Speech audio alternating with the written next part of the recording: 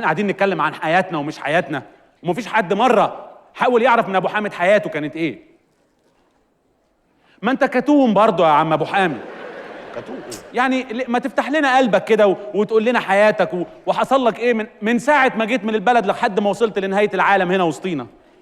باه يا رجوب. كنا عنده يد ولاده وجاب يخبطوا عليه ونبنقر بنقار عليه من ناره.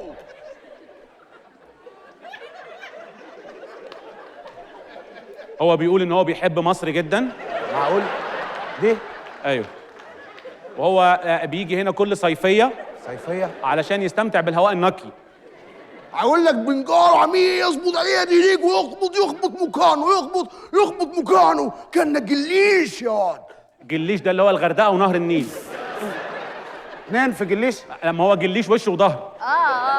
جليش وش وظهر. الاحمر ده. الاحمر. اقول لك بنكير. اهو شوف بيشكر فيا بقى دلوقتي. بس بقى يا عم ابو حامد بقى مصلوب دنهار يقول. بيقول لك رجب اللي هو في جيبه مش ليه. مسخوط عمير. رجب المجدع الرجوله. صنفور. رجب الصنفور اهو. صنفور. ده بابا صنفور كمان. كل الكلام ده عني انا. ما انا خدت بالي من الصنفور. عنيك يا واد ياد كنا نروحوا عليه ونفرحوا ونقروا عليها ونزغروا بيها ونفرحوا كده.